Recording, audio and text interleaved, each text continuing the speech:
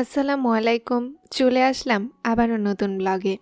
আজ দুপুরের রান্না হচ্ছে বাটা মাছের চচ্চড়ি। বাটার মাছের চচ্চড়ি কিন্তু অনেক ভালো লাগে।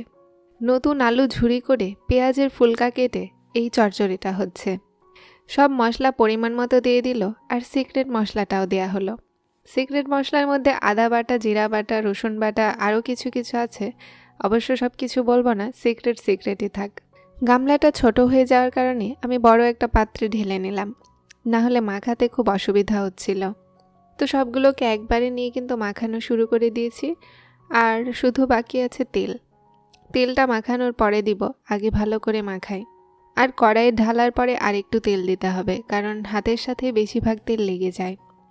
নতুন আলু দিয়ে এই চচ্চড়িটা কিন্তু খেতে অনেক অনেক অনেক টেস্টি লাগে। আপনারা যারা ট্রাই করেননি এর আগে, তারা কিন্তু এবারে ট্রাই করতে পারেন। কিন্তু হ্যাঁ, বাটার মাছ কিন্তু লাগবেই। আম্মু এদিকে রান্না করছিল অন্য একটা তরকারি, এই জন্য আমি আম্মুকে হেল্প করার জন্য এই তরকারিটা মাখিয়ে দিচ্ছি। আমার মতো যারা যারা ইয়াং ভিউয়ার্স আছো, তারা কিন্তু অবশ্যই তোমাদের মাকে কাজে হেল্প করবে। মায়ের কাজে হেল্প করলে কিন্তু অনেক সোয়াব আছে ইসলামেও। আর অন্যান্য ধর্মে কি আছে আমি জানি না, তবে মায়ের কাজে হেল্প করাটা উচিত। এই যে আমি সবশেষে একটু তেলও নিয়ে নিলাম, আর আবার একটু ভালোভাবে মাখাবো। জানি না ভিডিওতে হাত এত কালো ওঠে কেন, আমি তো ভিডিও এডিট করি না। আমার মাখানো শেষ, আর এখানে রান্না হচ্ছিল। চুলা অনেক জ্বলছে, আর চুলার উপরে আছে হচ্ছে কালকে রান্না রুই মাছ। রুই মাছ হচ্ছে কুমড় বড়ি দিয়ে আর একটু ছোট আলু কেটে দিয়ে ঝোল। ঝোলটা কিন্তু অনেক টেস্টি হয় কুমড় বড়ির, যেহেতু এই ঝোলটা কিন্তু অনেক পুষ্টিকর এবং অনেক অনেক অনেক টেস্টি। আর আজকের আর একটা আইটেম হচ্ছে কপি ভাজি। আর এই যে আমাদের মাছের ঝোলটা কিন্তু রান্না করা শেষ। অনেক সুন্দর গন্ধ বের হচ্ছে, একদম ক্ষুধায় পেট চোচো করছে। আমি জানি না তোমরা কারা কারা এই বড়ি দিয়ে মাছের ঝোল খাও, তবে রুই মাছের ঝোলটা বড়ি দিয়ে অনেক টেস্টি লাগে। গোসল করার পর আমি একটু ছাদে চলে এসেছিলাম, কারণ চুলটা শুকাতে হবে।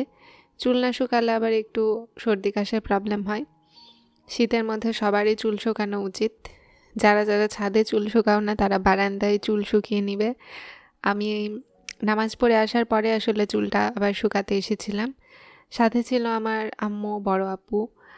আর নিচে যাচ্ছে এখন খাওয়ার জন্য। এই যে আমার সেই কাঙ্ক্ষিত মাছের ঝোলটা। এখন সর্বপ্রথম শুরু করব কপি ভাজি দিয়ে, আর তারপরে খাবো হচ্ছে চচ্চড়ি, দেন ঝোল দিয়ে খাবো। চচ্চড়িটা যদিও বা আমাদের রাতের জন্য রান্না করা হয়েছিল, কিন্তু আমি এটা একটু দুপুরেও টেস্ট করব। আমি না, সবাই। গরম ঝরঝরে ভাতের সাথে নিয়ে নিব এখন কপি ভাজি।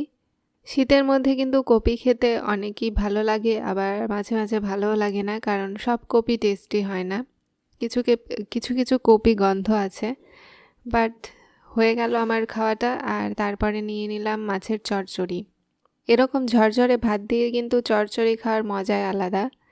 চচ্চড়িটা আমাদের অনেক টেস্টি হয়েছিল। নতুন আলু কেটে দিয়ে পেঁয়াজ পাতা এরকম করে কেটে দিয়ে খেতে খুবই টেস্টি লাগে। আর এই যে শেষে ট্রাই করছি রুই মাছ আর কুমড় বড়ি। কুমড় বড়িটা আমাদের কিনে আনা হয়েছিল, কারণ আমরা কেউ কুমড় বড়ি বানাতে পারি না, কিনেই খাই। আর শহরে কেই বা কুমড় বড়ি বানাবে, সবারই কিনে খাওয়ায়। সো আমি আরেকটু ঝোল নিচ্ছিলাম, কারণ এত টেস্টি হবে আমি বুঝতেই পারিনি। মাছটা ভীষণ ভীষণ ভীষণ টেস্টি। আপনারাও এইভাবে রুই মাছ কিন্তু কুমড় বড়ি দিয়ে ট্রাই করতে পারেন।